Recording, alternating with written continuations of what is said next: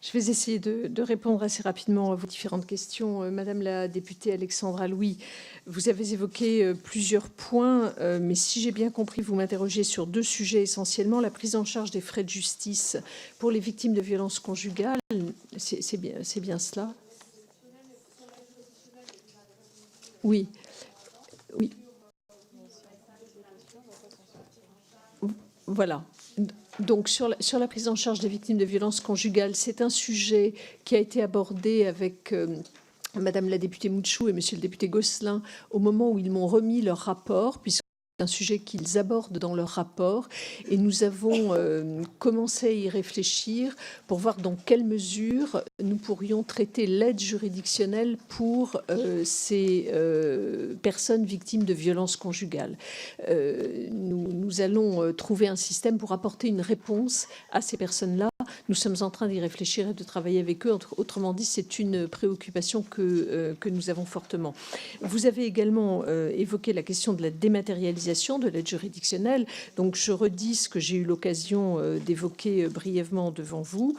Oui, nous développons le SIAGE, c'est-à-dire vraiment un service numérique autour de l'aide juridictionnelle, ce qui permettra non pas de faire des économies, comme j'ai entendu ici ou là, mais d'apporter une réponse plus harmonisée, plus rapide et qui donne une satisfaction donc plus grande aux personnes qui demandent d'aide juridictionnelle. Sur la base, et je reprends ce qu'a également proposé Monsieur Naïma Mouchou et Philippe Gosselin, sur la base d'un critère qui sera le revenu fiscal de référence. Donc on aura une harmonisation et une dématérialisation avec une réorganisation des bureaux d'aide juridictionnelle. Je dis tout de suite que cette numérisation n'interdira nullement l'accueil physique des personnes, évidemment, qui continuera à être fait dans tous les service d'accueil unique du justiciable.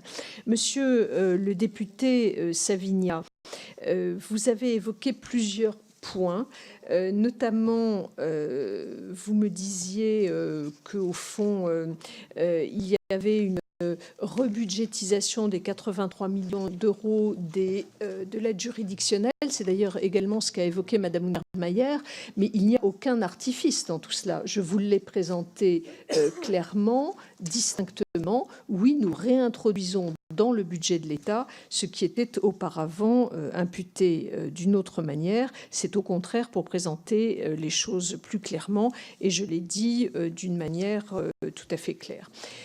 Ensuite, vous avez évoqué des moyens insuffisants dans un certain nombre de tribunaux, et vous vous appuyez sur l'exemple du tribunal d'Annemasse. Monsieur le député, je redis devant vous que, bien sûr, la justice a toujours besoin de moyens supplémentaires. Et mon propos n'est pas ici celui d'une satisfaction béate ou naïve. Mais je dis simplement que lorsque je regarde les chiffres, on voit bien qu'aujourd'hui, les vacances de poste ont considérablement diminué dans les tribunaux. Et d'ailleurs, je n'ai plus énormément de demandes en termes de magistrats, ce qui ne veut pas dire que nous n'avons pas besoin de magistrats supplémentaires, puisque au contraire, nous continuons à faire des recrutements en termes de magistrats. Mais j'observe que là où il y a 2 ans, on me disait ça va pas du tout, il me manque 10 magistrats, 5, etc. Ce n'est plus quelque chose qu'on me dit aujourd'hui de cette manière-là. Et sur les greffiers, vous avez raison, nous avons un besoin en personnel de greffe, mais ce besoin, nous allons le couvrir. Là encore, nous résorbons peu à peu les vacances de poste, et actuellement, l'École nationale des greffes recrute jusqu'à 3 promotions par an pour précisément satisfaire ses besoins. Et sur le budget 2020, c'est donc 284 personnels de greffe supplémentaires qui seront affectés dans les tribunaux. Je voudrais ici également vous dire que les moyens de fonctionnement des juridictions, c'est aujourd'hui 374 millions d'euros, c'est-à-dire 20 millions d'euros de plus qu'en 2017. Et donc, on a complètement apuré les charges à payer, ce qui est aussi un point très important. Sur une difficulté comme Annemasse, le problème n'est pas tant le fait que nous ne puissions pas répondre, mais nous avons un problème d'attractivité dans certains lieux, un problème de politique publique d'attractivité. C'est pas propre à la juridiction. Et donc, nous pourvoyons les postes manquants uniquement avec des sorties d'école. Et donc, nous devons évidemment attendre ces sortie d'école. Voilà, vous dites quel est le coût de la création des tribunaux judiciaires, de l'ordonnance de 45. Il n'y a pas de coût spécifique. Nous souhaitons simplement pouvoir pourvoir les postes. Il y a peut-être un coût en matière de numérisation parce que nous devons nous accompagner ces réformes par l'adéquation des processus numériques, mais il n'y a pas de coût en tant que tel.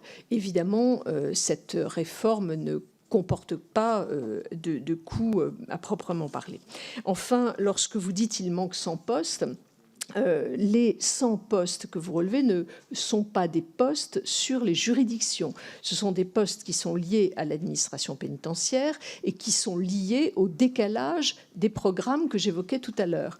Dès lors que nous prenons un peu de retard sur l'ouverture des établissements, dès lors, les personnels de surveillance, par exemple, dont nous avons besoin, nous les décalons, et c'est le cas de ces créations de postes de surveillants, et ce sont les 100 postes que vous avez relevés.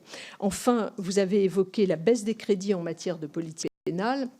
Cette baisse des crédits, elle est liée, du moins dans ce que je crois comprendre de vos propos, elle est liée au déploiement de la PNIJ, qui, comme nous l'avions prévu initialement, nous permet de faire des économies importantes. Et donc, cette année, je crois, je parle sous le contrôle de mes collègues, c'est 11 millions d'euros qui sont liés aux économies que nous permet de réaliser la PNIJ. Et donc, c'est cela que vous devez apercevoir en matière de baisse, ce que vous avez appelé la baisse des crédits en matière de politique pénale. Sur les autres réformes à venir, monsieur le député, il y a beaucoup de sujets qui pourraient être développés. Je pense, par exemple, je n'en cite que deux, mais je pourrais en citer bien d'autres. Il y a, par exemple, la question de la réforme de la responsabilité civile, qui sera le pendant de la réforme des contrats et que j'espère pouvoir vous présenter l'année prochaine. Nous avons également évoqué la réforme de la procédure d'adoption, et je pourrais citer d'autres exemples, mais nous avons évidemment le souci de faire évoluer la justice en France pour que les choses se passent positivement. J'aurais pu également vous parler du parquet européen. Vous allez prochainement avoir un texte sur le parquet européen qui viendra devant vous. Monsieur le député Balanant, vous me posez... vous avez fait un état très juste de la situation aujourd'hui de la justice en France, évoquant évidemment les délais de traitement, les audiences qui sont encore chargées, l'amélioration des droits fondamentaux des détenus, donc à la fois avec des points positifs et des points qui demeurent à améliorer, ce que je partage pleinement. Et vous m'avez posé deux questions précises, évoquant l'urgence de la protection des violences faites aux femmes. Vous me demandez quel est le budget qui y est consacré et le budget du bracelet anti-rapprochement, c'est bien cela ? Donc nous avons, et je l'ai dit en séance l'autre jour, nous avons 5 millions qui seront consacrés au budget anti-rapprochement, qui viennent s'ajouter à d'autres... Non, le budget anti-rapprochement, du bracelet anti-rapprochement, c'est 5 millions qui viendront s'ajouter à 7,1 millions d'euros en 2020 sur l'effort en faveur des femmes victimes de violences. Ce qui permettra, je réponds également à votre question, monsieur le député Pradié, ce qui nous permettra à la fois de financer les téléphones grave danger à hauteur, je crois, de 1,6 million d'euros. Alors, vous me demandez si c'est isolé, c'est ça, monsieur le député Pradié? Non. Sur le bracelet anti-rapprochement. Non, non. Nous avons 7 millions d'euros pour les aides différentes, les appuis sur les violences faites aux femmes. Ces 7 millions d'euros comprennent le soutien aux associations, comprennent l'augmentation des téléphones grave danger. C'est dans les 7 millions d'euros. Les téléphones grave danger, c'est 1,6 million d'euros. Sans doute moins parce que nous allons cette année considérablement, mais je ne suis pas en mesure là de vous le dire précisément, mais je m'engage à vous donner la réponse précise, monsieur le député. Alors, le téléphone grave danger dans le programme 101, le bracelet anti-rapprochement qui sera financé à hauteur de 5 millions d'euros. Vous allez le trouver dans le programme 101, mais aussi dans le programme du développement numérique du ministère, puisqu'il y a évidemment un déploiement numérique de ce processus.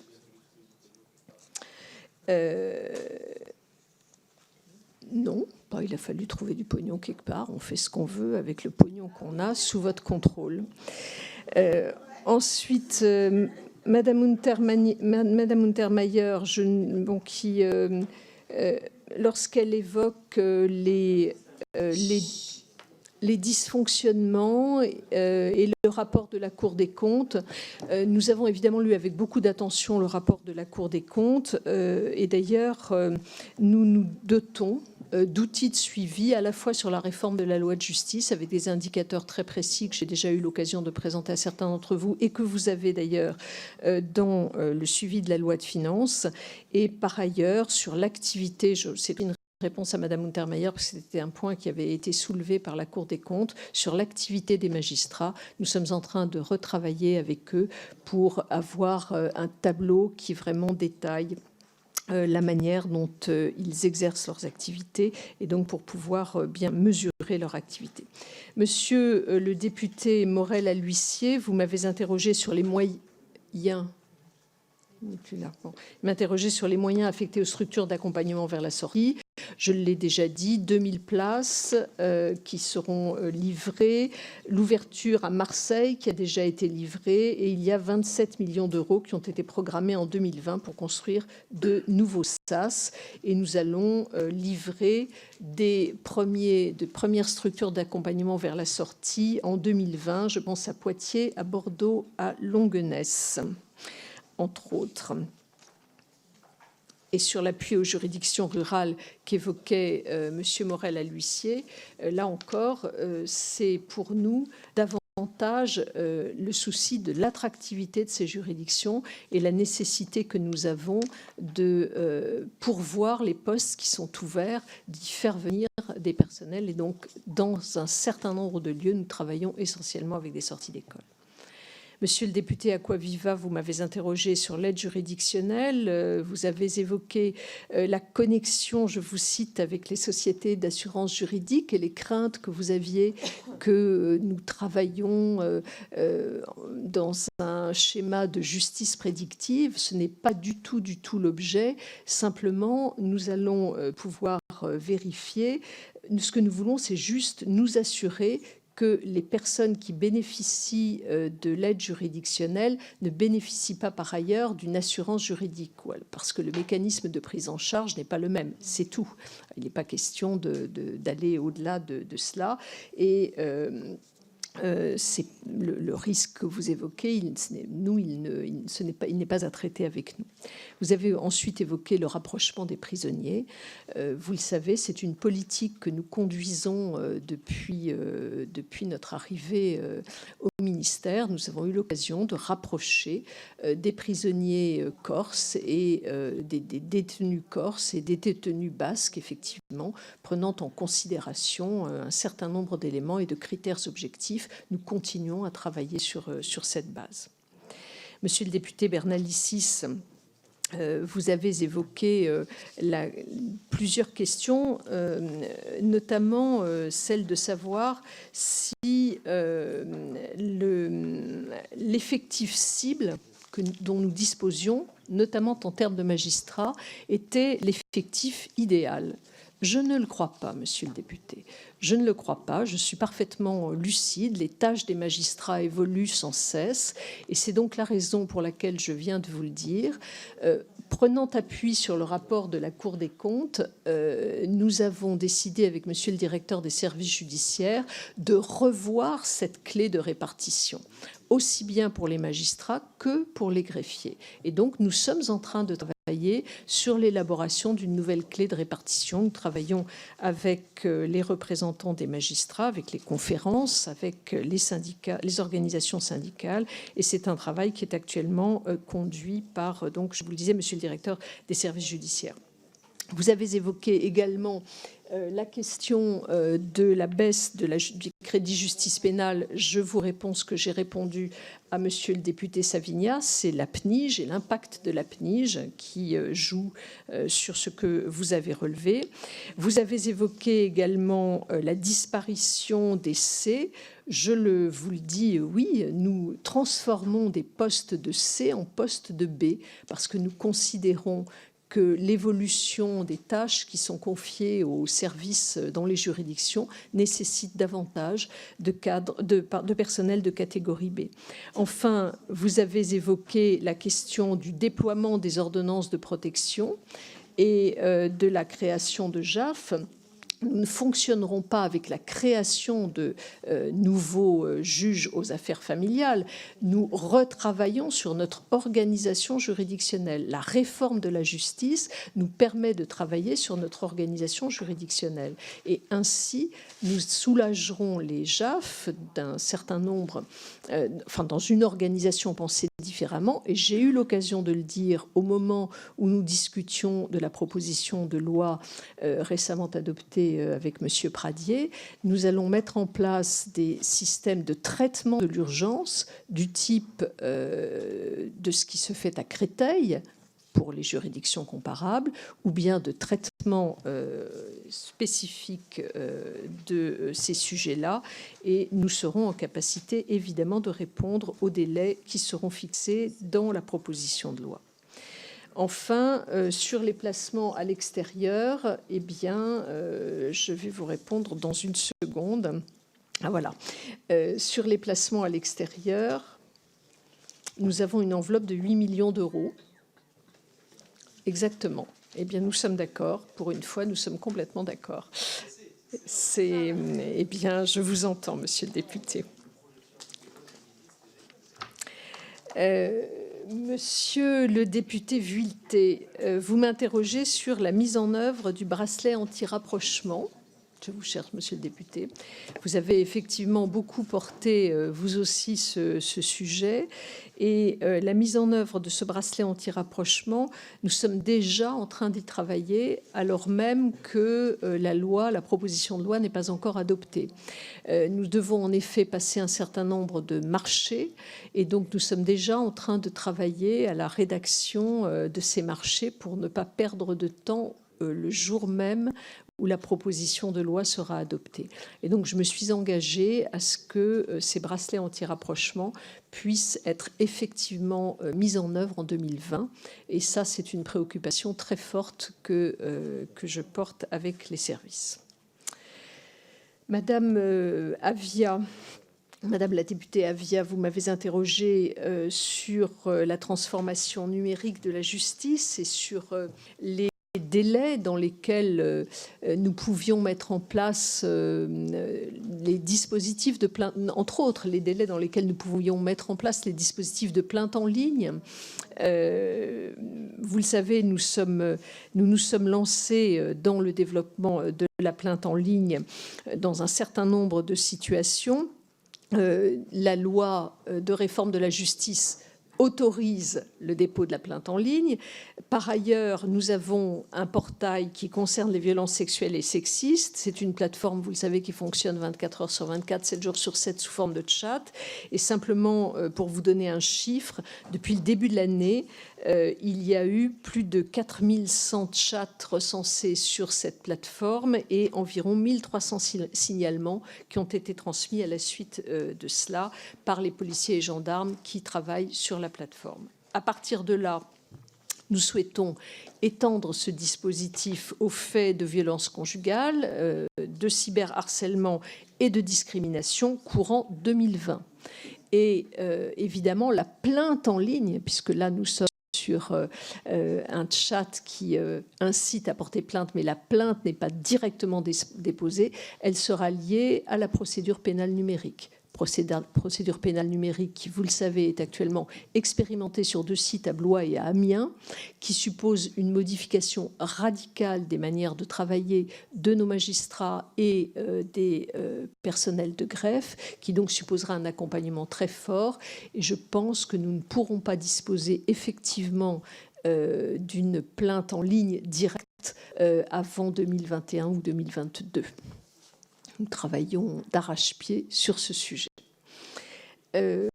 Voilà ce que je souhaitais vous dire.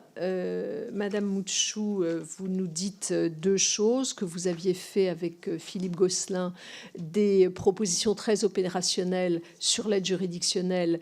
Nous allons répondre à un certain nombre de vos propositions. Nous avons eu l'occasion de vous le dire, autour des violences conjugales, autour de la numérisation, autour des badges, etc. Donc nous allons beaucoup nous appuyer sur vos propositions. Vous avez également, et c'est Philippe Gosselin qui en parlait, évoqué la question du droit de timbre, puisque vous étiez favorable à la remise en place d'un droit de timbre. Je ne sais pas si c'est comme ça, je n'ai plus. Vous l'appeliez comme ça dans votre rapport, d'un droit de timbre. C'est quelque chose qui doit être étudié. Puisque vous-même proposiez que ce droit de timbre, s'il était appliqué à toutes les personnes qui entament une action juridictionnelle, les personnes qui bénéficient de l'aide juridictionnelle pourraient en être exonérées.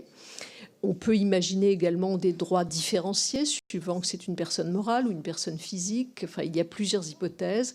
Je souhaite étudier ces différentes hypothèses, en parler avec vous avant d'aller au-delà, mais c'est une idée qui me semble pouvoir peut-être prospérer. Enfin, vous évoquez l'article 52 du PLFSS qui a été adopté dans le PLFSS. Pardon ?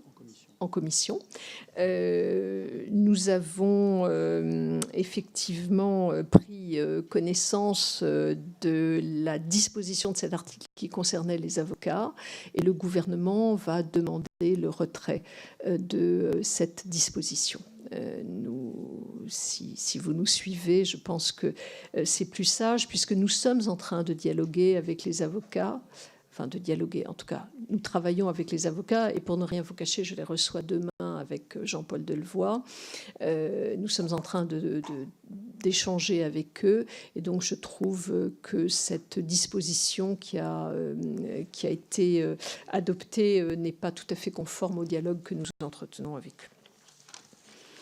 Monsieur le député Ciotti, vous m'interrogez sur deux choses, à la fois les places dans les UHSA qui manquent et relever que c'est un problème majeur. Je crois avoir répondu tout à l'heure à monsieur le député, enfin l'un des rapporteurs, l'un des trois rapporteurs qui évoquait également ce sujet en disant que nous travaillons avec le ministère de la Santé pour voir de quelle manière nous pouvons financer ces places, mais j'ai dit que la deuxième vague du HSA n'était absolument pas remise en cause.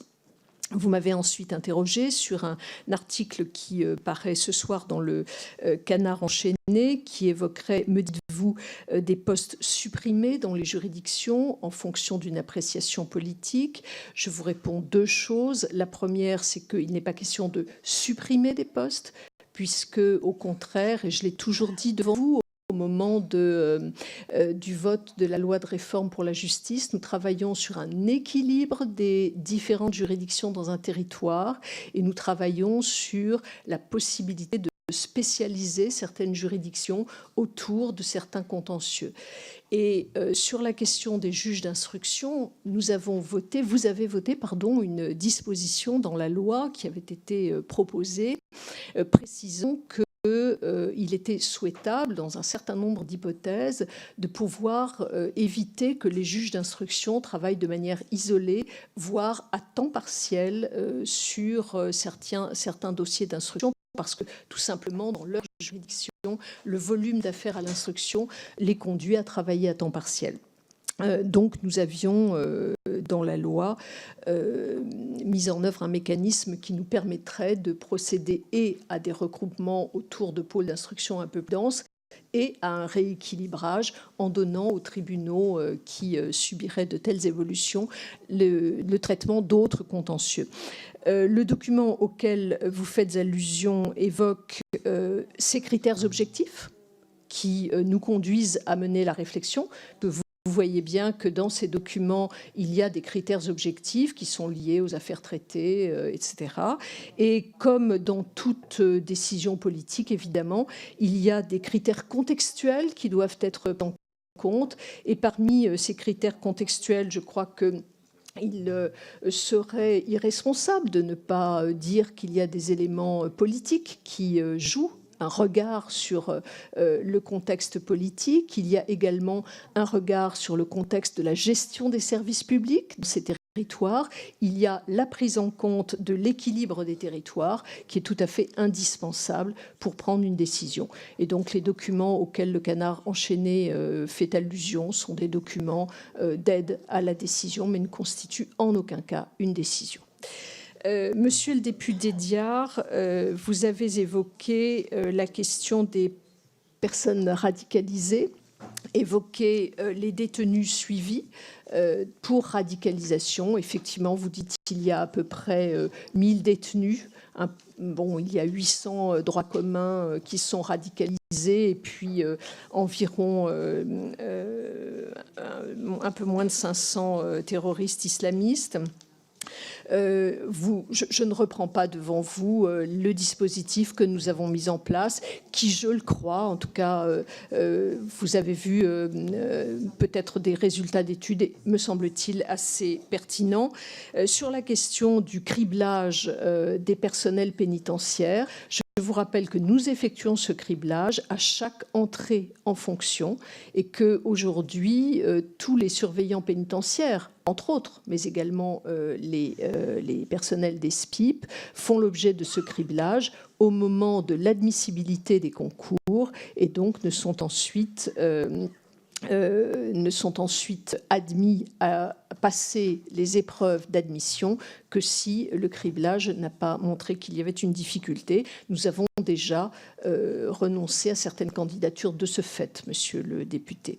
Il n'y a pas d'impact budgétaire sur le travail qui est effectué par le SNEAS. Madame la députée Wiśniewski, vous me demandez, au fond, comment sont calculées les places, les places supplémentaires, les 15 000 places de prison que nous avons annoncées. C'est extrêmement simple. Nous partons de l'état des places existantes en mai 2017. Et nous nous engageons à ce qu'il y en ait 15 000 de plus, non pas en 2022, cela je vous le dis depuis longtemps, mais nous nous engageons à ce qu'à partir, il y avait 60 000 places à peu près, nous nous engageons à ce qu'il y ait 15 000 places de plus, c'est-à-dire 75 000. Je peux vous dire que d'ores et déjà, nous avons, au moment où je vous parle, 62 000 places qui sont aujourd'hui disponibles.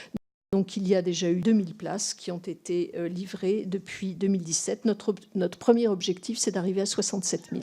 Et c'est pour cela que nous travaillons. Voilà ce que je souhaitais vous dire. Madame Dubré-Chirat, vous avez évoqué... Madame Nicole Dubré-Chirat, vous avez évoqué le décalage que j'ai moi-même présenté devant vous. Vous espérez que les projets prévus après 2022 soient maintenus? Oui, ils sont maintenus, et notamment la prison d'Angers. Je me suis rendue sur le site avec vous. Évidemment, le programme va se dérouler tout à fait normalement. Mais il y a un certain nombre de programmes post-2022 qui vont être légèrement décalés. Je prends souvent l'exemple des Baumettes à Marseille, de Baumettes 3 à Marseille, pour lequel nous avons...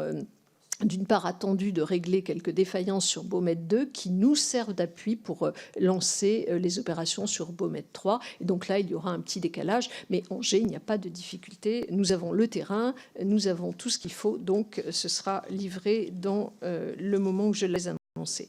Monsieur le député Gosselin, je crois que j'ai déjà répondu. Monsieur le député Paris, vous avez évoqué la question des services publics, des services pénitentiaires d'insertion et de probation, qui sont d'ailleurs aussi des services publics, et vous dites au fond, à la fois il y a une évolution quantitative, puisque nous allons créer 1500 places de plus sur la loi de programmation, et que d'ores et déjà, dans le budget 2022, je l'ai dit tout à l'heure, il y a 400 places supplémentaires.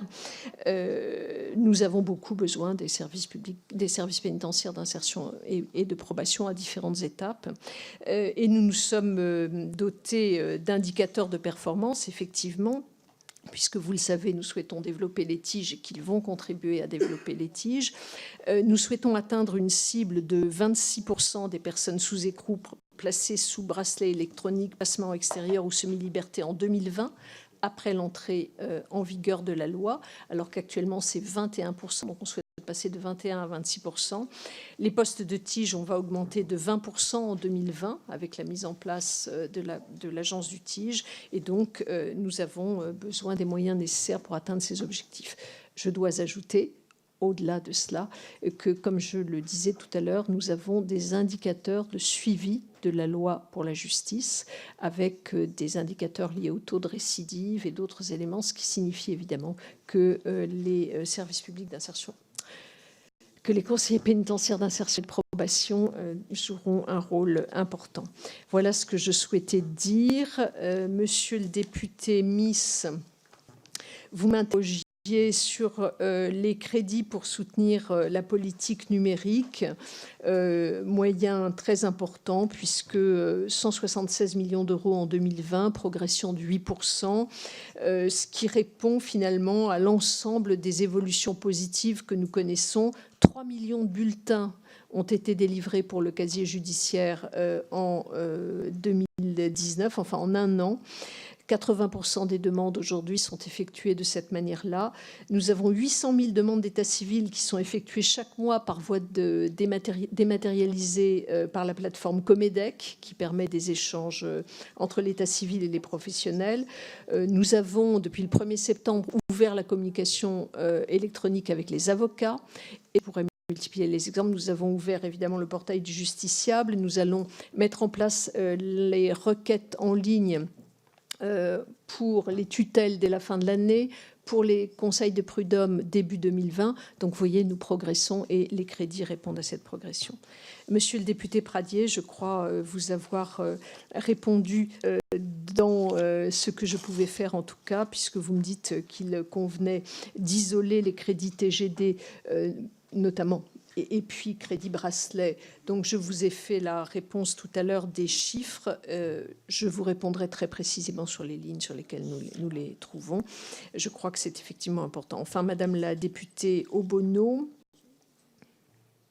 vous me dites à propos des juges des enfants, enfin des mineurs. Oui, la PJJ, vous dites qu'il faut faire mieux avec moins. Ben non, non, justement, puisque, comme je vous l'ai dit, on ne fait pas mieux avec moins, puisque j'ai eu l'occasion de vous le dire, nous allons créer, d'une part, 94 emplois d'éducateurs supplémentaires à la PJJ pour accompagner la réforme, plus les 100 personnels de greffe, plus les 70 juges des enfants. Donc, ce n'est pas avec moins, nous allons faire mieux avec plus, avec un budget en baisse.